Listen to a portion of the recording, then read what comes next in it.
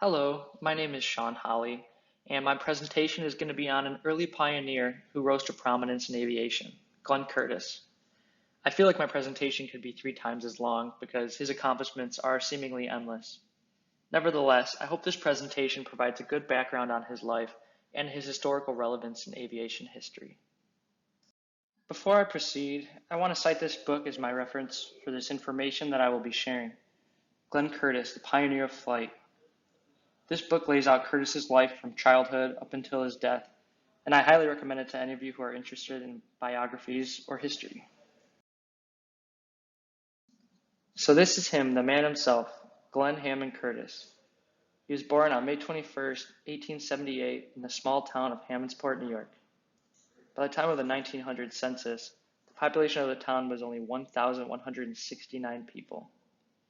Hammondsport, New York is a wonderful small town. My parents own a lake house 4 miles away from the town, so we've been there over the past 10 years, and it's definitely one of my favorite places to be. Hammondsport is located in western New York, about an hour south of Rochester. It's on the southern tip of one of the Finger Lakes, named Keuka Lake. Keuka is the Y-shaped one that is pictured here below. This area around Keuka Lake is truly historical, not only for aviation, but also the early wineries of the United States were started right here in this region. And as we will learn throughout this presentation, this is where Glenn Curtiss created his inventions, began his companies, and furthered the public's fascination and eventual usage of flight in our everyday lives. Glenn Curtiss was considered a very clever kid. He finished school when he was in the 8th grade. His family moved to Rochester so his sister, who was deaf, could go to a specialized school for her. Curtiss eventually found a job at the Eastman Dry Plate and Film Company, which would later become the Eastman Kodak Company. He bought a bicycle and eventually became a Western Union messenger. He would race the other messenger boys and on weekends would bike back to Hammondsport to visit his grandmother, about 70 miles away. At the age of 19, Curtiss married his wife, Lena Pearl Neff. A year later, Glenn was still racing and working as a photographer. He would also repair bicycles for a local shop owner named Jim Smelly. Smelly's pharmaceutical business was expanding, and he offered Curtiss to take over his local bike shop. This led to him selling a variety of bicycles offered at the time, but he also designed and produced his own brand of bicycles. Craving more speed, Curtiss eventually ordered engine castings from the E.R. Thomas Company, who produced the first practical motorcycle in America, right in Buffalo, New York. The castings arrived, but they were not usable, so Curtiss decided to build his own with the metal castings that he bought. His famous bicycle, the Hercules, was also extended to the motors and motorcycles that he produced. At one point, the orders for engines outpaced the orders for completed bikes. Curtiss would ride his motorcycles all around the western New York area, even completing a 200-mile circuit from Geneseo, New York, through Rochester and back towards the Finger Lakes. He competed with the Hercules in several races, which only increased his orders. Orders came in from faraway states like California, going all the way to countries like New Zealand and South Africa. His engines were truly becoming world-renowned. This interest in Glenn's motors brings us to Thomas Scott Baldwin. Baldwin was a very popular traveling aeronaut, aptly nicknamed Captain Tom. He would travel around performing balloon ascents and even parachute jumps.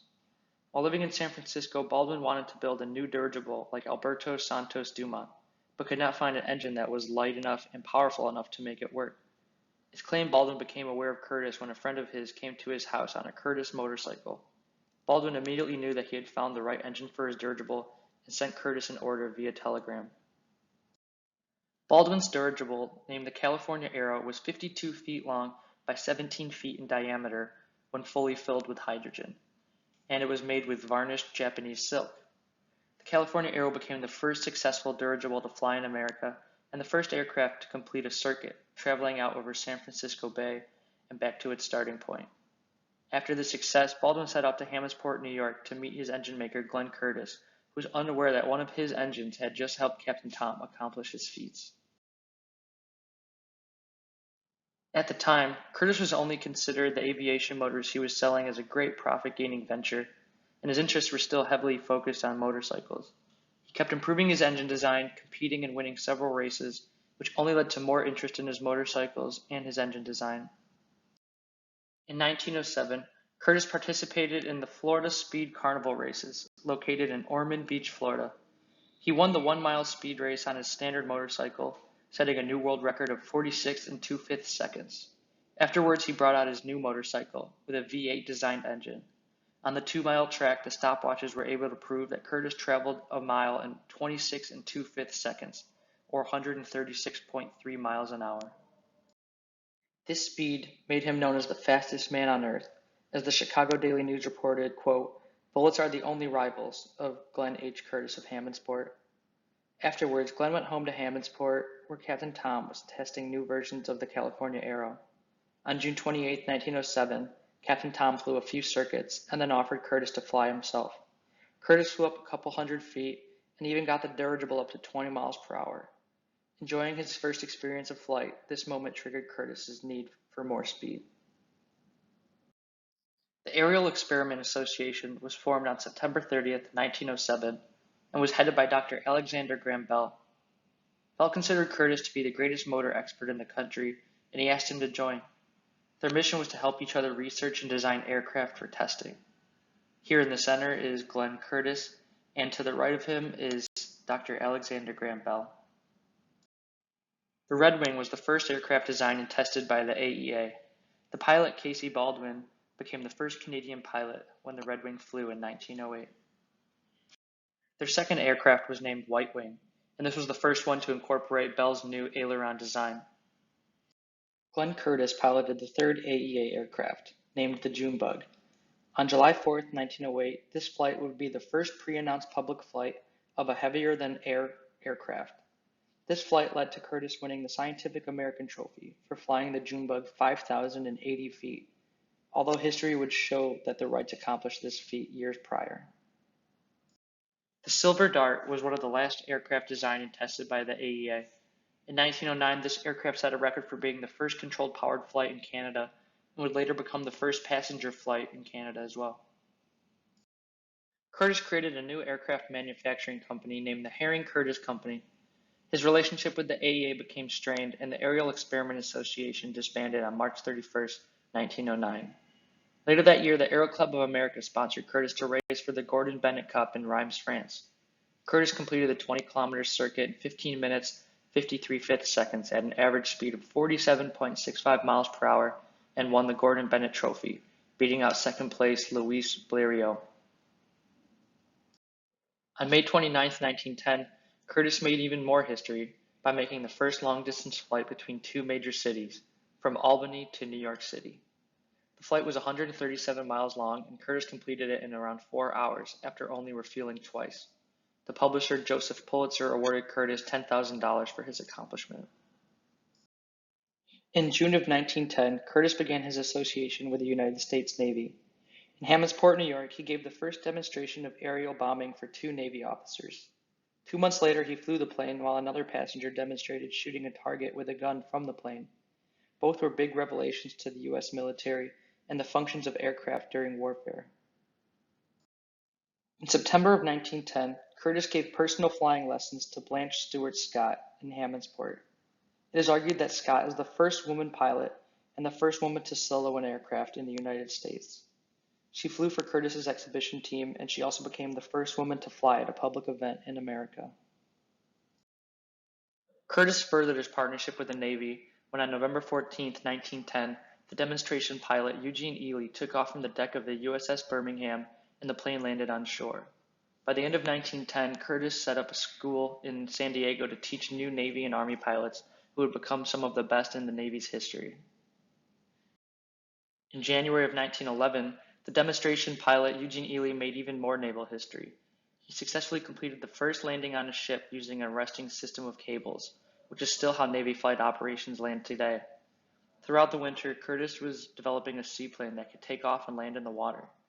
A week after Eugene Ely completed this landing on the USS Pennsylvania, Curtis was able to successfully fly the first seaplane from the water in the United States.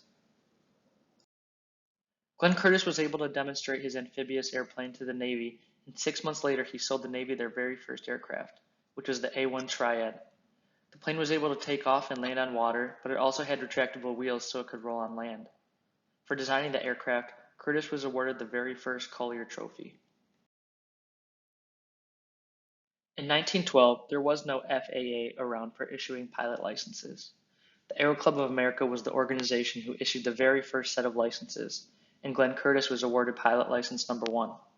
Apparently the licenses were issued alphabetically, so he got number 1, and his rival, Wilbur Wright, the actual first pilot of a plane, was issued license number 5. In 1912, Curtiss continued designing different types of flying boats. He wanted to design a plane where the plane's body would float directly on the water. He collaborated his designs with a British naval officer named John Cyril Port, whose goal was to make an aircraft capable to cross the Atlantic Ocean. Their transatlantic plane would have to wait, however, due to the start of World War I. Curtiss's flying boats were used in several naval missions during World War I. He also designed a new training aircraft for the Army, nicknamed the Jenny, and it was a major success. His company became very efficient at manufacturing aircraft, creating thousands of these JN-4s for the Army pilots to train with. By 1916, his company had around 18,000 workers located in Buffalo, New York, and another 3,000 workers who worked in Hammondsport. On May 1, 1919, the U.S. Navy had 3 NC-4 aircraft depart from the Naval Air Station in Rockaway, New York, heading towards Newfoundland, Canada. Navy warships were stationed all along the eastern seaboard of the U.S. to help aid in navigation and possibly rescue the pilots if an emergency arose. After several maintenance issues and long trip legs, a single NC-4 landed in Plymouth, England on May 31st, 23 days after the planes departed from Newfoundland. The first transatlantic flight was accomplished due to Curtiss's excellently designed aircraft and great mission planning by the Navy. After the war ended, a large number of contracts with the government were canceled. In 1920, Curtiss's company reorganized and Glenn Curtiss cashed out his stock in the company and retired to Florida. While in Florida, he co-developed several cities, such as Hialeah and Opa-locka, which is located around the Miami area. On July 5, 1929, the Curtiss-Wright Company was formed, which was the result of a merger of 12 smaller companies, some associated with Curtiss and the others made up of companies founded by the Wrights. The Curtiss-Wright Company was headquartered in Buffalo, New York, and in today's money accumulated roughly $11 billion in capital. This by far made them the largest aviation company in the United States. Glenn Curtiss passed away on July 23, 1930 in Buffalo, New York. He suffered an episode of appendicitis and he died due to complications from the appendectomy surgery. He was 52 years old. Glenn Curtiss's legacy lives on today. His rich history and love of motorcycles and aviation is celebrated every year in Hammondsport with the annual float plane fly-in and the demonstration of airworthy historical aircraft designed by Curtiss. The Glenn Curtiss Museum is located in Hammondsport, New York. I've been there a few times now, and I've spent several hours just going around looking at all the different cars and motorcycles that they have to offer.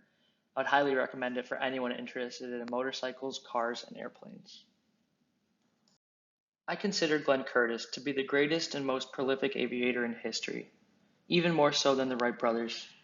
I also feel a closer appreciation of his rich history due to the fact that I've grown up in the same area where he accomplished so much.